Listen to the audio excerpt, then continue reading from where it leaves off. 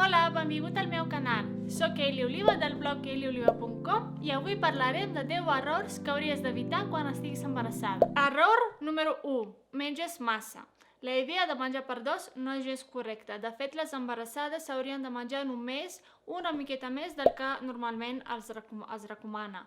I, per exemple, això podria significar un berenar o menjar, per exemple, una porció una mica més gran. Error número 2.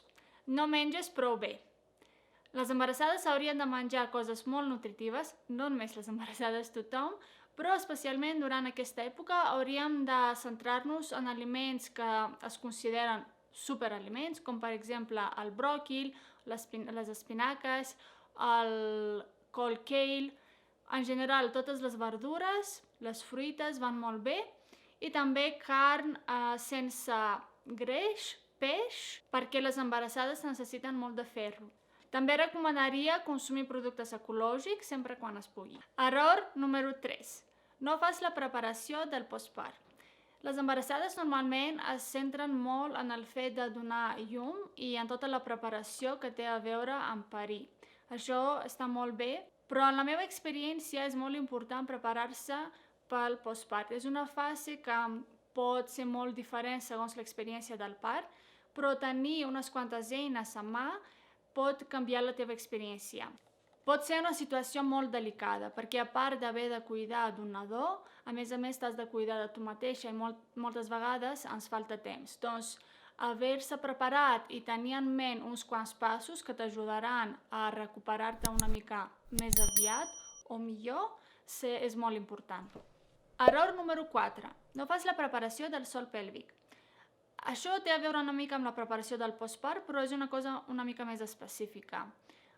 Hi ha molts d'exercicis, a part dels Kegels, que són bastant coneguts, que les dones poden fer per enfortir el sòl pèlvic i també per preparar-lo per donar llum i també després perquè pugui tornar a la seva situació prèvia més aviat.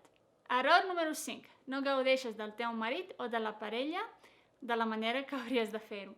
Què vull dir amb això? Que quan neix el teu nadó, especialment si és el primer o el segon, tercer, sempre hi ha molta feina i ens falta temps, a vegades potser ens sentim una mica desanimats. És molt important, abans del naixement del nadó, que la parella pugui passar molt de temps junts, que puguin potser parlar del futur o de situacions que vindran i sobretot gaudir l'un de l'altre.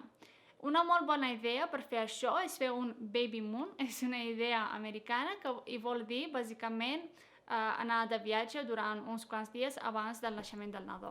Error número 6. Evites l'exercici. A vegades ens fa mandra fer exercici i volem una excusa.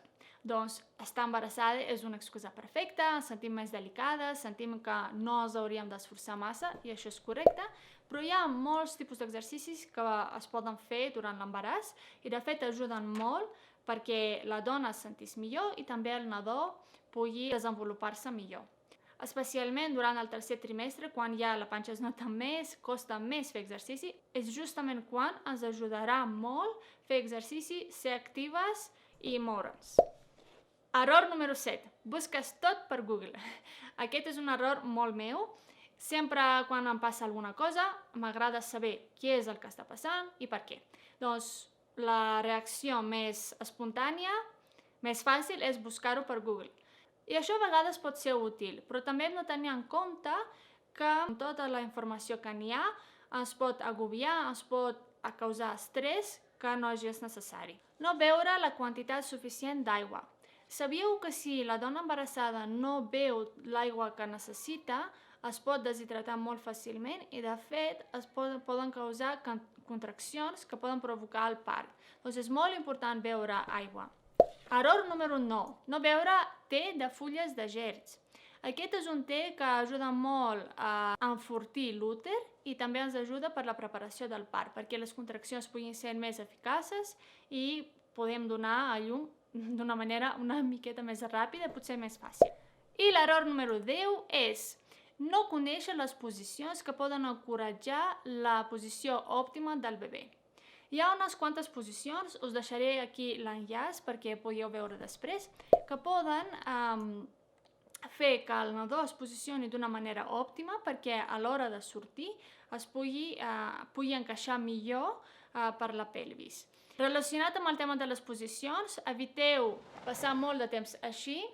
Aquesta és una posició que normalment agafem quan estem al sofà i no ajuda perquè el nadó pugui tenir la posició òptima.